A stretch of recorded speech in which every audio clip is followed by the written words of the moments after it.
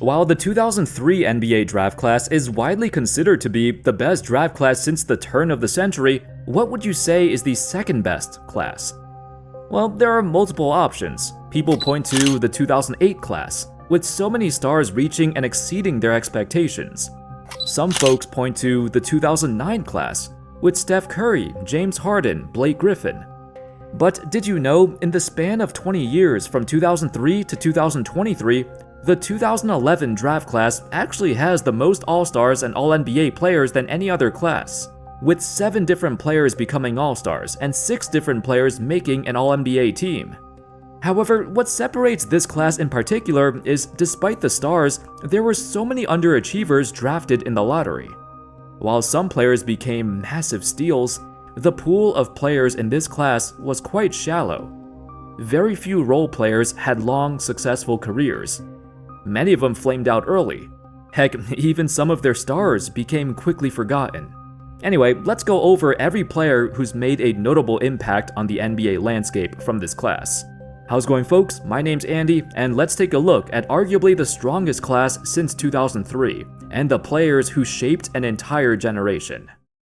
But before we start, I want to give a shout out to the sponsor of this video, SeatGeek. I've used SeatGeek to purchase tickets to a Spurs game earlier this year, and it's the best, easiest, and most seamless way to buy tickets to any event. With over 28 million downloads, SeatGeek is the #1 rated ticketing app, where you can browse through over 70,000 upcoming events. With the NBA season over, there's still plenty of events to choose from. Baseball is in full swing. Concerts, festivals, artists on tour. If you're looking to attend an event, chances are SeatGeek will have tickets for them. They pull all tickets from the web into one app, with each ticket rated from a scale of 1 to 10. Green is a great deal, and then you go down a bit and you see red is not. Every ticket you purchase is backed by their buyer guarantee. And of course, you know I got you guys covered. Use my promo code ANDYHOOPS for $20 off tickets at SeatGeek. That's $20 off your first purchase with my promo code ANDYHOOPS. Make sure you click the link in the description below to download the app.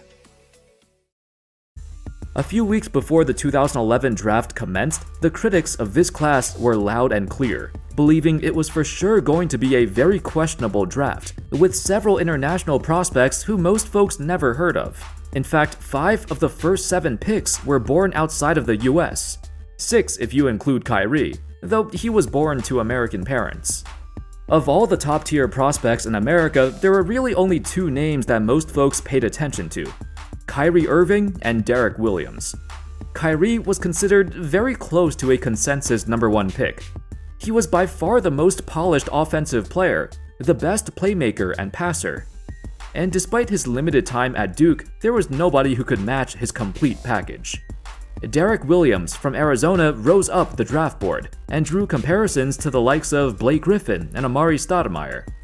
He was an incredible athlete, but he could not match Kyrie at all in terms of pure skill. The only way a team even considered taking him first would be if they already had their point guard of the future. And even then, they probably still would have taken Kyrie. In hindsight, that would be the correct choice. Kyrie went on to have a fantastic career, while Derek Williams suffered from all the issues we projected him to have. His lack of a true position, a 6'8" combo forward who could not guard or play either position effectively, and no three-point shots or any jump shot whatsoever. It was the nightmare scenario for Derek Williams, but this was something everyone feared could happen. By the age of 26, he fell out of the NBA permanently. The next few picks were a bit better though.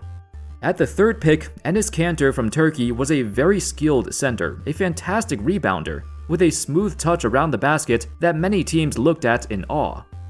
On one hand, Kanter seemed like the prototypical post-up big man, but with a touch of finesse sprinkled on top. On the other hand, for many years, he was arguably the worst defensive player at the center position. That's the real reason he came off the bench for so many years despite his skill with the ball. Kanter could not move his feet, he'd get killed on any switch, and run off the floor due to his poor defensive instincts and lack of agility.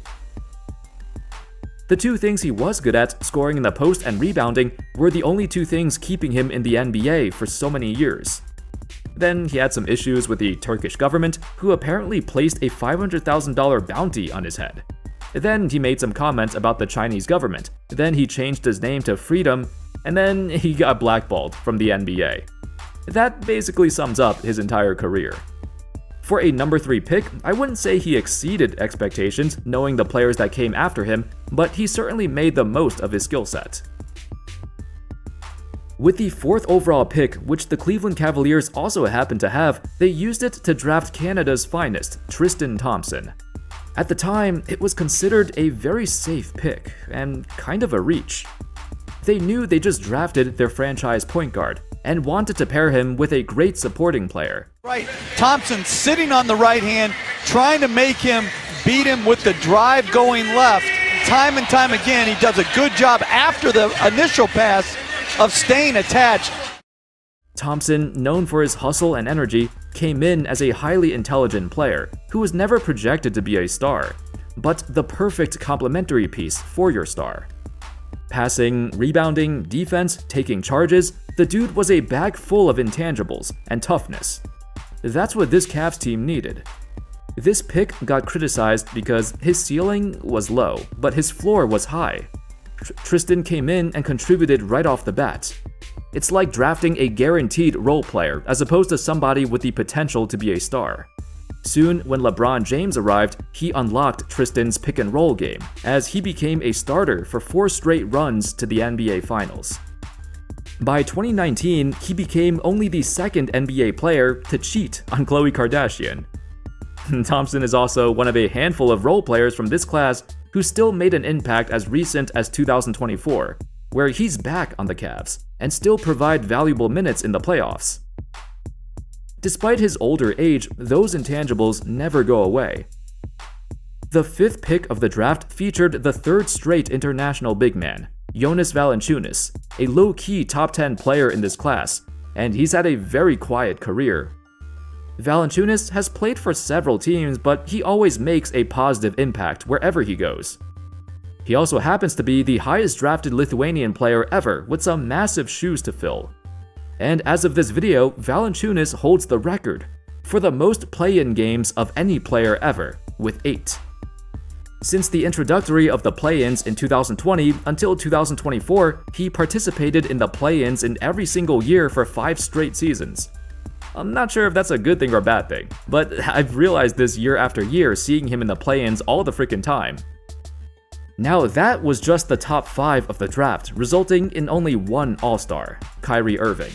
None of the other 4 made any All-Star or All-NBA teams, even if their careers lasted quite long. They didn't exactly exceed expectations. However, the next few picks made us lose faith that this could ever be a good class. The trifecta of Jan Vesely, Bismack Biyombo, and Brandon Knight, from picks 6 to 8. At one point, Jan Vesely was one of Europe's brightest young stars. Due to his length, his defensive tenacity, and his explosiveness, Vesely was often compared to Andrei Kirilenko. So when he entered the NBA and just completely failed, it was kinda weird. Everything he was praised for back in Europe vanished, and according to him, the NBA game was overwhelming. Some blame it on the Wizards' lack of development and a roster full of boneheads, which created an environment that was hard for him to succeed. Still, he left the NBA after just 3 seasons, which is historically fast for a number 6 pick. I think out of all players in this class, Jan Vesely is the only guy we can call a true bust. Besides, being name-dropped in a Kendrick Lamar song, Bismack Biyombo was the most intriguing prospect prior to the draft, for 2 wildly different reasons. The first was his ridiculous physical measurements. Biyombo measured in at a height of 6'8", with a ludicrous wingspan of 7'7". That was the largest ratio of wingspan to height of any player in the class, and probably in the top 1% of all players in history. Secondly, questions about his age popped up, for no good reason besides him being from Africa. Ian Thompson of Sports Illustrated claimed, quote, "A half dozen NBA scouts and executives told him they believed Biyombo was older than his listed age of 18. It was a baseless accusation based on his place of birth. So a doctor had to confirm it by using a bone age study that he was indeed 18 at the time of the draft. It made his incredible athletic feats and physical presence even more frightening, because this dude looked so freaking talented, with a developed NBA-ready body. He was running and jumping faster and higher than everyone at the combine. Some compared him to Serge Ibaka, but his game was a lot more limited. In his NBA career, Biyombo never developed much of a postgame or a jump shot. He was pretty much used the same way in every stage of his career, an athletic big who can grab boards and block some shots. All the craze of his ridiculous potential faded away rather quickly. And it certainly didn't help that his lockout-shortened rookie year turned out to be the worst season in NBA history. The 8th pick, Brandon Knight. Oh, there were some high hopes for the young point guard. He kinda became a meme over the years because of several embarrassing plays. But early on, it seemed like his career was getting somewhere. In terms of pure stats, if you look at his numbers, at a glance you would think he's pretty good. But in reality, this dude was the walking definition of empty stats. Brandon Knight was the epitome of a bad player putting up stats on bad teams. Here's a fun fact: in 11 seasons in the NBA, Knight did not appear in a single playoff game. If there's any way to describe his career in one sentence, that fun fact would be exactly that. So we've covered the first 8 picks of the draft so far, with still only Kyrie as the lone all-star. Quite rare for a draft that's so good. Now, it's time to cook. The 9th pick of the draft, Kemba Walker, an undersized point guard who led UConn to the national championship in his junior year. In his 3rd year in college, Kemba elevated his draft stock like no other. Of all the draft picks Charlotte made during the Michael Jordan years, Kemba was the sole bright spot in an ocean of failures. I'd go as far as to say he exceeded his projections by far, even if injuries cut his career short and he kind of fell off the face of the map. The 10th pick of the class, unfortunately, did not exceed anything. Jimmer Fredette was one of the most hyped up prospects in a long time, averaging nearly 30 points a game in his final year at BYU. Arguably the greatest three-point shooter in the history of college basketball. In the NBA, however, his physical limitations haunted him. With his small stature and mediocre athleticism, Jimmer really struggled to get off his shot, or create separation against NBA-level defense. After 5 seasons, somebody told him, "Get ready to learn Chinese, buddy." And he took it literally. Dude went to China and averaged like 40 points a game. At the 11th pick, Klay Thompson, the guy the Warriors drafted because they needed actual size. A backcourt of Monte Ellis and Steph Curry was not cutting it. It was too small to work. And after trading away Ellis, Thompson quickly took the reins as the team's starting shooting guard. We're all aware of how good he is, or how good he was, and his importance to the Warriors dynasty. Of course, the latter part of his career hasn't been very pleasant, but nobody can take away what he's accomplished. The 12th pick, Alec Burks. He was considered to have an extremely high ceiling, but early on, injuries stunted his development, so he never reached his full potential. At times, however, you could see flashes of what he could have become. Many years later, with the New York Knicks, when he was reduced to a bench warmer, he still made a huge impact. In the 2024 playoffs, he only got minutes because everyone else was injured. But he balled out. For some, it was a surprise that Burks still had this in him. But he's always had this. It's just the consistency and years upon years of injuries that held him back. The Morris twins became the final 2 picks of the lottery, and they've both had long careers. In terms of versatility, they're about as good as you'll get from a role player. With the 15th pick in the 2011 NBA Draft, the Indiana Pacers select Kawhi Leonard from San Diego State University. At 15, it's none other than Kawhi Leonard. Initially drafted by the Indiana Pacers, but traded to the Spurs for George Hill. He became the first major steal of this draft. The reason he got selected this low to begin with was because he had a broken jump shot in college. So he was essentially a 6'7" forward who can rebound and defend, but had very little of an offensive repertoire. However, going to San Antonio was the best thing that could have happened. He didn't feel the pressure of carrying the team right away, because they had 3 Hall of Famers. Most importantly, renowned shooting coach Chip Engelland is a miracle worker, reforming Kawhi's entire shooting motion and turning him into a lethal scorer from all areas of the floor.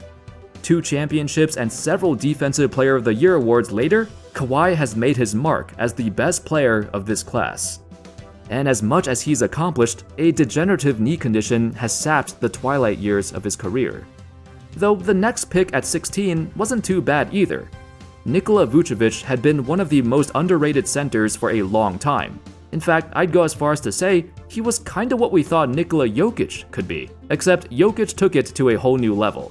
Vuce was a 20-10 machine back in the day, and still prolonged his career by developing a better outside shot.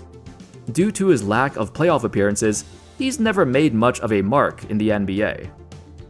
Unfortunately, after the 16th pick of this class, it dropped off very quickly, scattered with role players who didn't have very long careers, but perhaps Tobias Harris deserves a mention. Despite his horrendous contract, he maintained his productivity for a very long time, and he did have plenty of bright spots. Eventually, you go down the board, and there's Jimmy Butler at number 30. The last pick of the first round, the second major steal of this class.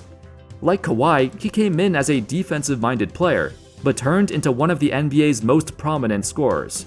Through sheer hard work and unrelenting effort, Butler rose up and shattered every expectation we had of him. Now comes the hard part. The entire second round of this class was a total crapshoot. I mean, there's some memorable names, Bojan Bogdanovic, Chandler Parsons, though he's memorable for fleecing the Grizzlies, one of the most overpaid players ever. But you go down and down the board a little bit and you keep going, and boom, let's not forget the last pick of this entire draft, Isaiah Thomas. The biggest underdog story in probably the history of the game, a 5'9" point guard who worked his way up from nothing to become the face of one of the biggest franchises in sports, at least for a short while. His time in Boston was short-lived, but nobody will ever forget what he meant to this organization. Thomas was never in the long-term plans for the Celtics, but nobody thought he'd be able to play like this. A near 30-point-per-game season, 5th in the MVP voting. The 2016-17 season was an absolute highlight reel for a player everyone was rooting for. Sadly, a lingering hip injury led to his untimely demise. Right as he was about to get paid, the Celtics traded him away, and he was never the same again. Still, for the 60th pick of the draft, Isaiah Thomas had a higher peak than any other last pick in history. In hindsight, the 2011 draft class was memorable for so many reasons. Though the top of the draft was kinda dicey, and the bottom was basically non-existent besides Isaiah, this class has a strong argument to be the best class since 2003. Several stars won championships, or made it deep into the playoffs year after year. The players from this class defined an entire era of the NBA landscape, and they will be looked back upon with fond memories. Thank you all so much for watching. Let me know your thoughts in the comment section about this draft class. Who are your favorite players from this class? Any notable players I haven't mentioned? Thank you all so much for watching. I hope y'all enjoyed the video, and of course, as always, I'll see you next time. Peace.